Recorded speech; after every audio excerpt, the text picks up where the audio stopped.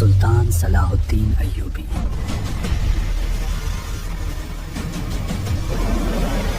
تاریخ کا ایک ایسا عظیم جرنیل اور ملٹری جینیس جس نے بکھری ہوئی مسلمان دنیا کو ایک جھنڈے کے نیچے جمع کیا اور اپنی لاجواب حکمت عملی سے یورپ کے کروسیڈرز کو گھٹنوں پر لا کر بیت المقدس کو آزاد کروایا۔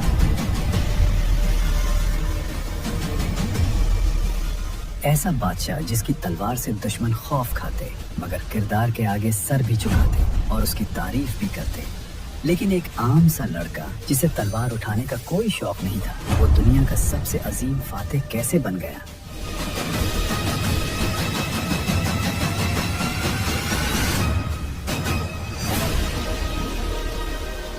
آئیے جانتے ہیں صلاح الدین کی مکمل کہانی دی ٹروتھ ڈائریز میں۔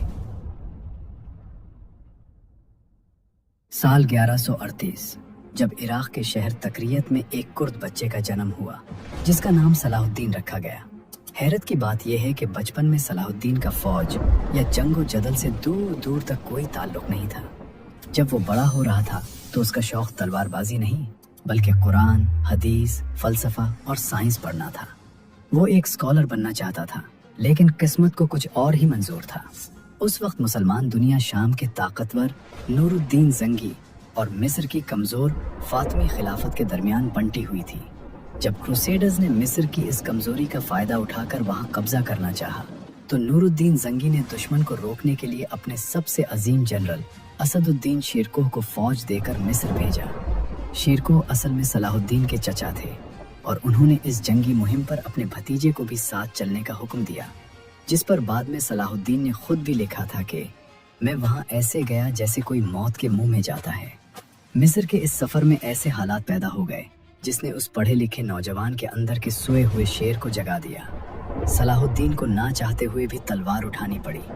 جب یہ مسلمان فوج مصر پہنچی تو انہوں نے اپنی حکمت عملی سے مصر کے اسکندریہ شہر پر کنٹرول حاصل کر لیا، لیکن تبھی کروسیڈرز کی ایک بڑی فوج نے بھی آ کر شہر کا محاصرہ کر لیا۔ چچا شیر کو سمجھ گئے کہ اندر بیٹھ کر جنگ نہیں جیتی جا سکتی، اس لیے وہ باہر سے مدد لانے اور دشمن کو پیچھے سے گھیرنے کے لیے خفیہ طور پر شہر سے نکل گئے، اور اس پورے شہر کو بچانے کی ذمہ داری آ گئی اس نئے نوجوان صلاح الدین کے کندھوں پر۔ اگلے 75 دنوں تک کروسیڈرز نے شہر کو چاروں طرف سے گھیرے رکھا۔ کروسیڈرز لگاتار باہر سے حملے کر رہے تھے لیکن اسکندریہ کی دیواریں بہت مضبوط تھیں۔ یہاں صلاح الدین کی ملٹری اسٹریٹجی سامنے آئی۔ اس نے شہر کی دیواروں پر تیر اندازوں کا ایسا مضبوط ڈیفنس بچھایا کہ کروسیڈرز کی عظیم فوج دیوار بھید کر اندر داخل ہی نہیں ہو سکی۔ یہاں صلاح الدین کا سب سے بڑا دشمن باہر کھڑی فوج نہیں بلکہ شہر کے اندر کی بھوک تھی۔ 75 دن میں کھانا ختم ہو گیا، لوگ بھوک سے مرنے لگے اور عوام میں بغاوت پھیلنے لگی۔ ایسے میں صلاح الدین نے ایک عظیم لیڈر ہونے کا ثبوت دیا۔ اس نے اپنا کھانا عوام میں بانٹ دیا، ان کے درمیان رہا اور ان کا حوصلہ اس قدر بڑھایا کہ بھوک سے مرتے ہوئے لوگوں نے بھی دشمن کے آگے ہتھیار ڈالنے سے انکار کر دیا۔ اس ایک واقعے نے پوری دنیا کو بتا دیا کہ صلاح الدین صرف کتابیں پڑھنا ہی نہیں بلکہ فوج اور عوام کو لیڈ کرنا بھی جانتا ہے۔ آخر کار صلاح الدین کی اس اسٹریٹجی کے آگے کروسیڈرز کی ہمت ٹوٹ گئی۔ انہیں یہ بھی خبر مل چکی تھی کہ چچا شیر کو ایک اور فوج لے کر واپس آ رہے ہیں۔ اس ڈر اور تھکان کی وجہ سے کروسیڈرز نے محاصرہ ختم کیا اور واپس بھاگ گئے۔ اسکندریہ بچ گیا اور اس فتح نے مصر میں شیر کو اور صلاح الدین کی دھوم مچا دی۔ مصر کا فاطمی خلیفہ ایک بہت کمزور حکمران تھا۔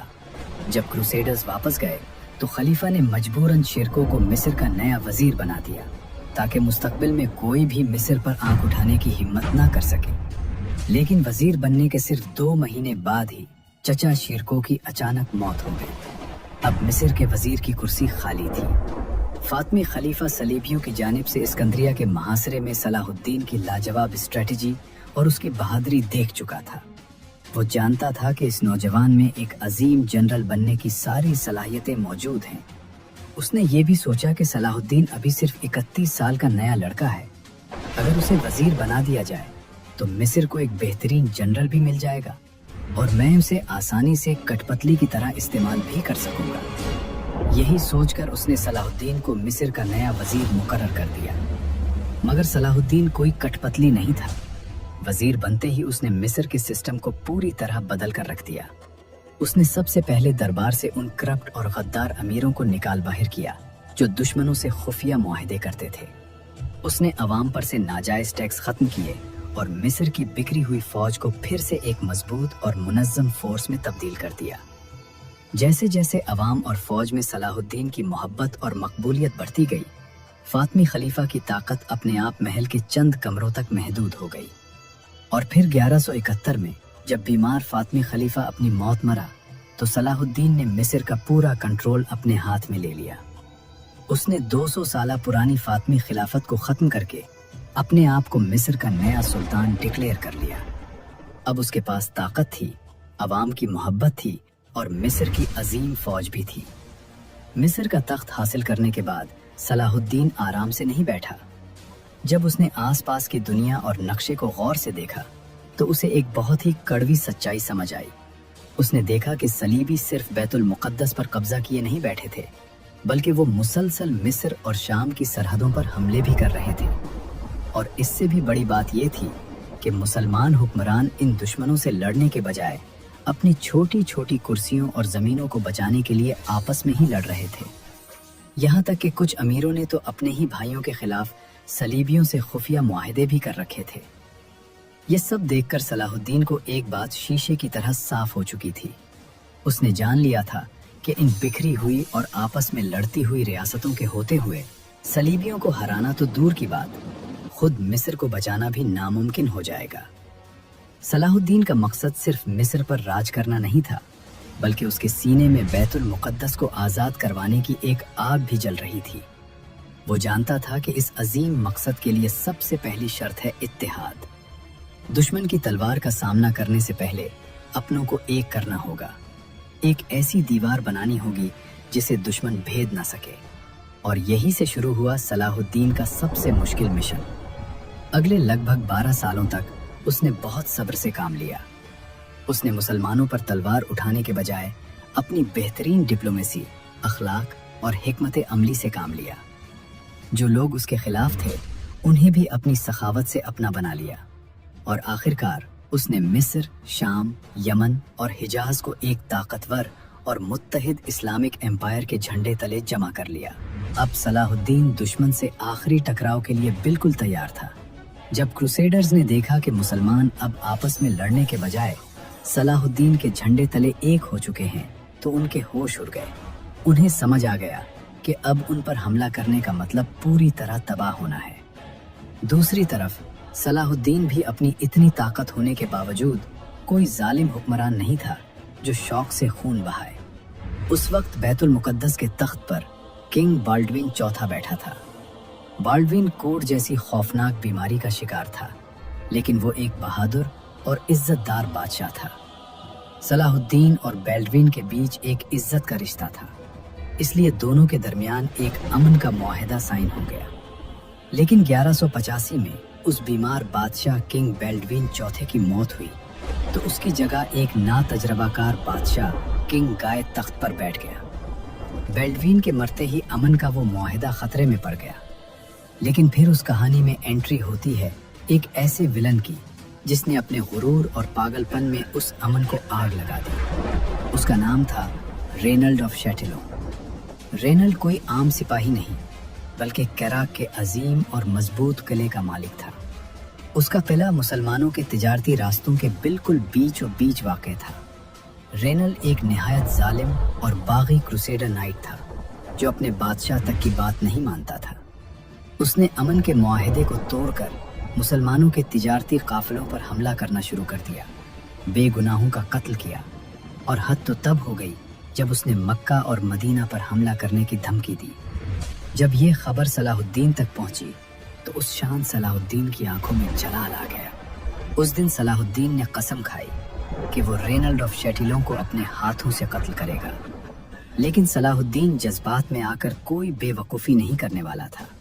वो जानता था कि क्रूसेडर्स के पास बहुत ऊंचे और अजीम किले हैं। अगर उन किलों पर सीधा हमला किया तो मुसलमान फौज का बहुत नुकसान होगा। इसलिए उन बड़े किलों पर हमला करने के बजाय सलाहुद्दीन ने अपनी फौज ले जाकर तिब्रिया के किले पर हमला कर दिया, जो क्रूसेडर्स के इलाके में था। ये कोई आम हमला नहीं, बल्कि क्रूसेडर्स के खिलाफ सलाहुद्दीन की एक खास स्ट्रेटजी थी कि वो अपने महफूज किलों से निकलकर खुद चलकर इस तपते हुए तिब्रिया के मैदानों में आ जाएं। जब क्रूसेडर्स को इस हमले की खबर मिली तो उनकी फौज में बहस शुरू हो गई। कुछ समझदार कमांडर्स जानते थे कि जुलाई की शदीद गर्मी में अपने किले छोड़कर सहरा पार करना मौत को दावत देना है, लेकिन इस जालिम रेनल्ड और दूसरे जोशीले कमांडर्स ने अपनी फौज के लीडर और बैतुल मुक़द्दस जेरूसलेम के ईसाई बादशाह किंग गाय को उकसाया। उन्होंने किंग गाय के ईगो को ललकारा और आखिरकार किंग गाय ने वो गलती कर दी जिसका सलाहुद्दीन बेसब्री से इंतजार कर रहा था।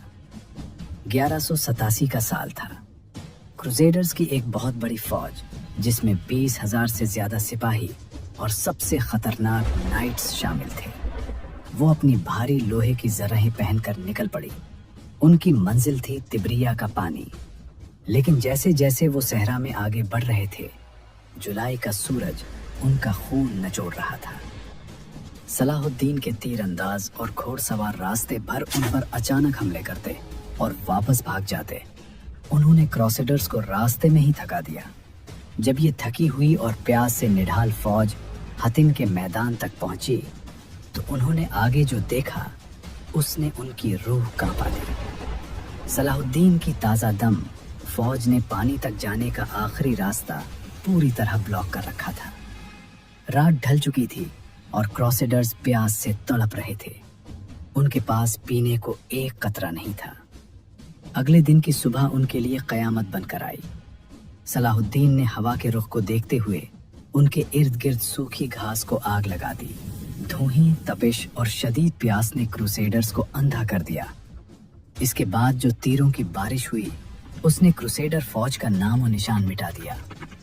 ये तारीख की सबसे अजीम जंगों में से एक थी जिसे द बैटल ऑफ हतिन भी कहा जाता है। जंग के खत्म होने के बाद किंग गाय और उस जालिम रेनाल्ड ऑफ क्षत्रियों को जिंदा पकड़कर सलाहुद्दीन के खैमे में लाया गया। सलाहुद्दीन ने किंग गाय को बर्फ का ठंडा पानी पिलाया। जब किंग गाय ने वो पानी रेनाल्ड को देना चाहा तो सलाहुद्दीन ने उसे रोक दिया और फिर सलाहुद्दीन ने अपनी कसम पूरी करते हुए तलवार निकाली और उस जालिम रेनाल्ड का सर कलम कर दिया और साथ ही किंग गाय से कहा, एक बादशाह दूसरे बादशाह को नहीं मारता। हतिन की फतह के बाद जेरूसलेम का रास्ता खुल चुका था। 2 अक्टूबर 1187 को लगभग 90 साल बाद सलाहुद्दीन अय्यूबी अपनी फतहमंद फौज के साथ बैतुल मुक़द्दस में दाखिल हुआ। शहर के अंदर मौजूद ईसाई खौफ से कांप रहे थे। उन्हें याद था कि 1099 में उनके बुजुर्गों ने मुसलमानों का कैसा कत्लेआम किया था। उन्हें लगा आज बदले का दिन है और आज खून बहेगा।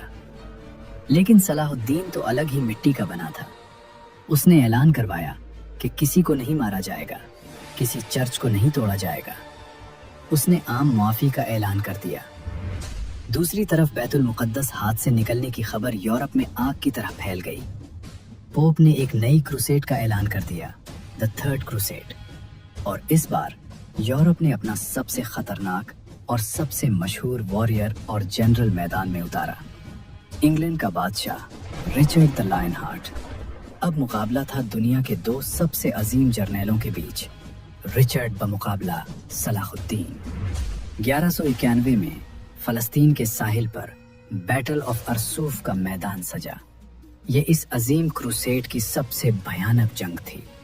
एक तरफ सलाहुद्दीन की फौज तीरों की बारिश कर रही थी तो दूसरी तरफ रिचर्ड अपनी फौज को एक मजबूत लोहे की दीवार बनाए आगे बढ़ रहा था।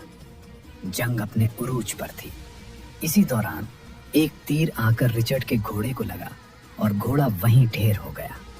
रिचर्ड अब जमीन पर पैदल खड़ा था और पैदल ही दुश्मन की सफों में लड़ने लगा।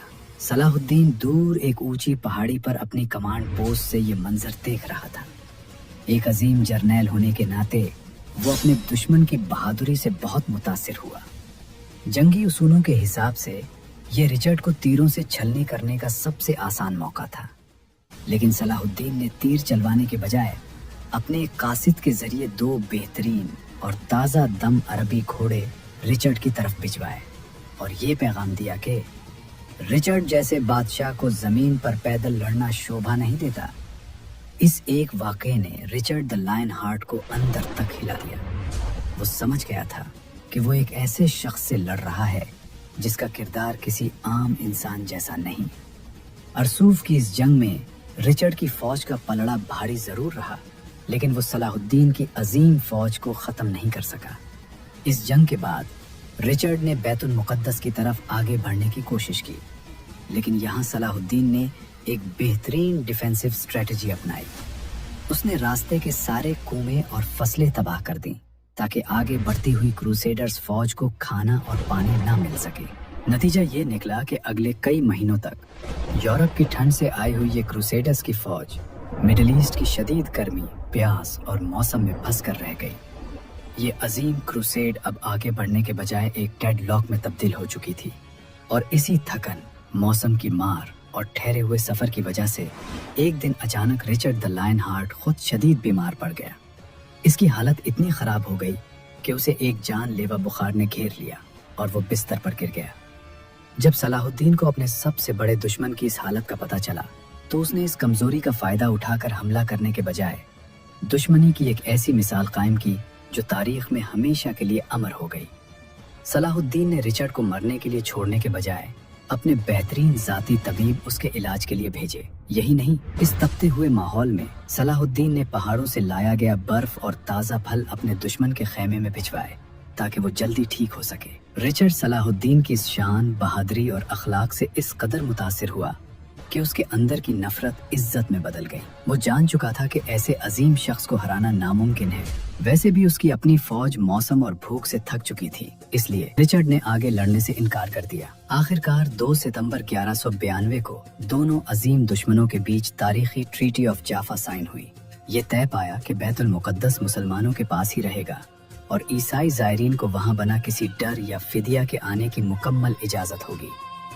इस ट्रीटी के कुछ ही अरसे बाद 4 मार्च 1193 को दमिश्क में इस अजीम फातेह को बीमारी ने घेर लिया और सिर्फ 55 साल की उम्र में सुल्तान सलाहुद्दीन अय्यूबी इस फानी दुनिया से रुखसत हो गए। जब सुल्तान की मौत के बाद उनका खजाना खोला गया तो दरबारियों की आंखों में आंसू आ गए। जिस शख्स की सल्तनत मिस्र से लेकर शाम और यमन तक फैली थी, जिसकी ताकत से पूरा यूरोप कांपता था, इसके खजाने में सिर्फ 1 सोने का सिक्का और 47 चांदी के सिक्के मिले। उसने अपनी सारी दौलत गरीबों और अवाम पर खर्च कर दी थी। इसके पास इतने पैसे भी नहीं बचे थे कि उसके अपने कफन दफन का खर्चा उठाया जा सके। सलाहुद्दीन अय्यूबी ने दुनिया अपने किरदार और अपने इंसाफ से जीती थी। इनकी कब्र आज भी दमिश्क में मौजूद है, जो हमें याद दिलाती है कि असली अजीम बादशाह वो नहीं जो लोगों पर राज करे, बल्कि वो है जो लोगों के दिलों पर राज करे।